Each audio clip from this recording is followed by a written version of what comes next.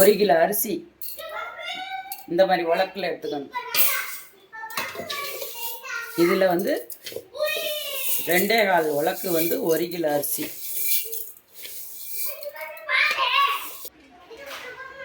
ரெண்டு உலக்கு.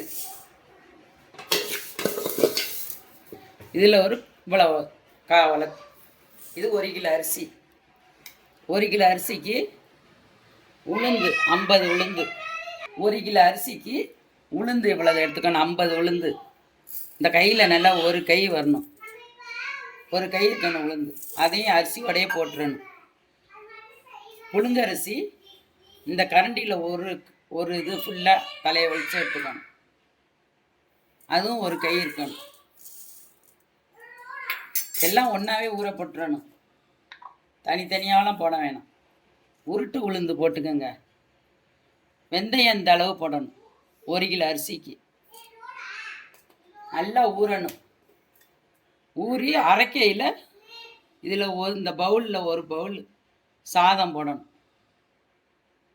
அதுக்கு மேலே நிறைய போட்டால் ஆப்பம் சரியாக வராது. இது மாதிரி நல்லா ஊற வச்சிடணும். நல்லா களைஞ்சிட்டு நல்லா ஊற வச்சிடணும். புழுங்கரிசி குண்டரிசியாக இருந்தாலும் சரி, சாதா அரிசியாக இருந்தாலும் சரி, ஒரு கரண்டி போடணும். அதுக்கு மேலே போட்டுற வேணும். நல்லா களைஞ்சிடணும். விலைன்னு களைஞ்சி நல்லா ஊறணும். ஊறினோடனே அரிசி போடையில் இந்த சோறையும் போட்டுறணும். ஒருத்தங்க அவுள் போடுவாங்க, வெள்ளை அவுள். அதெல்லாம் போட்டால் கரும் ஆப்பம்.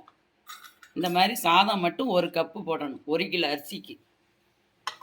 நல்லா பொங்கி நல்லா வந்திருக்கும். சோடா மாவெல்லாம் ஊற்ற தேவையில்லை. போல் இருக்கணும் மாவு. இந்த அளவு இருந்தால் போதும். தண்ணி ரொம்ப தண்ணியாகவும் இருக்கக்கூடாது. ஆப்ப சட்டியை வச்சு கல் நல்லா சூடாக இருக்கணும். ஃபஸ்ட்டு ஊற்றையில்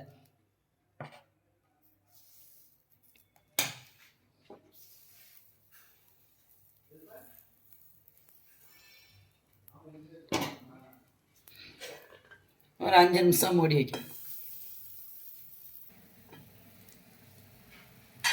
இது மாதிரி நல்லா வெந்திருக்கும். பஞ்சு போல்.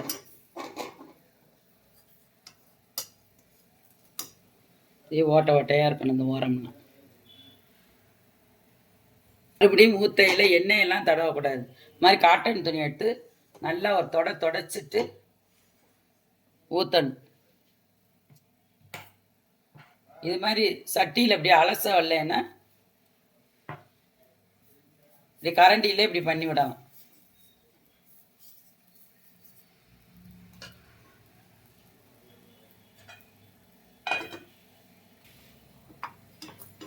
இது மாதிரி ஓரம்லாம் நல்லா முருகலாக வரும்.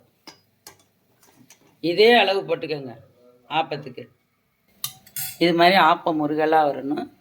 இது தேங்காய் பாலுக்கு நாட்டு சர்க்கரையும் போட்டுக்கலாம், சுகரும் போட்டுக்கலாம்.